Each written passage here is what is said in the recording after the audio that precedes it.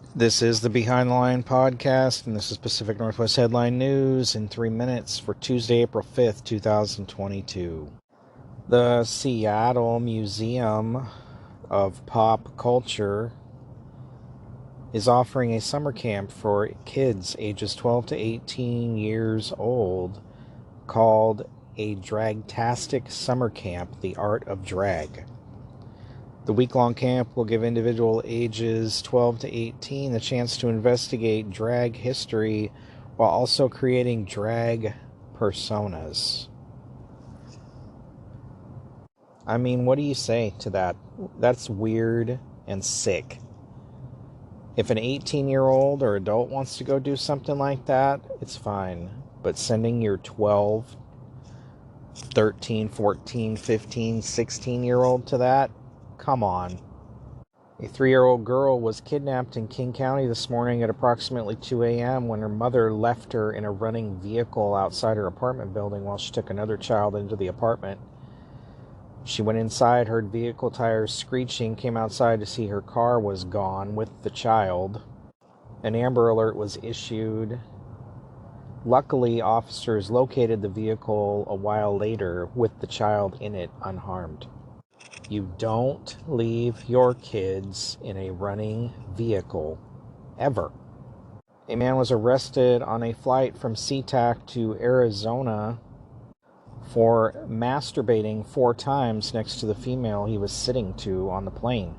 When the man fell asleep, the female had recorded what had happened and showed it to flight attendants who notified law enforcement. I don't know if this guy was from Seattle.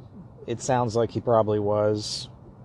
Does anybody else just feel like they never want to leave the house or go anywhere because everybody is so frigging weird?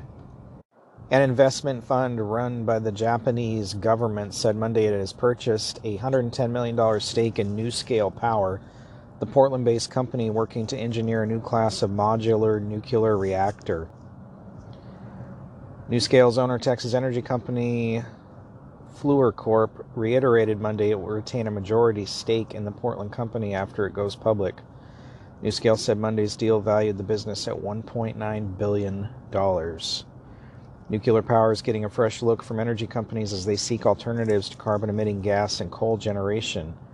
NuScale is talking with several utilities about building reactors based on its technology. Japan has a long history with nuclear energy and it aims to eliminate net carbon emissions by 2050. Yeah, kind of like the whole Fukushima thing, right? Foreign companies should not be involved in American utilities. Period.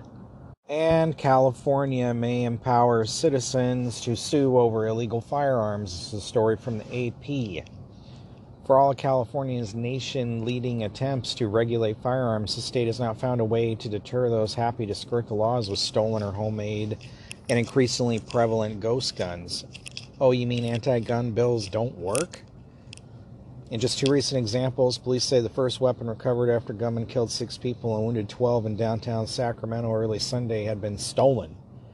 The homemade assault weapon a father used a month ago and a few miles away to kill his 3 daughters, their chaperone, and then himself was unregistered. People argue that we've got the toughest gun laws in the nation, but they're clearly not enough, said Democratic Senator Robert Hertzberg. The most populous state will consider an innovative new approach Tuesday when Hertzberg, at the urging of Governor Gavin Newsom, expects to take the first step to advance a bill allowing private citizens to sue anyone who distributes illegal assault weapons, parts that can be used to build weapons, guns without serial numbers, or .50 caliber rifles. The penalty, at least $10,000 in civil damages for each weapon, plus attorney's fees. It's a joke. I mean, we need to start prosecuting criminals and incarcerating criminals and get criminals off the street who commit violent crimes. The Sacramento shooting was by gang members. Why don't you start locking up gang members again, California? It's liberal policies when it comes to the judicial system and criminal justice system that have gotten us where we're at right now. People need to be held accountable for crimes they commit, plain and simple.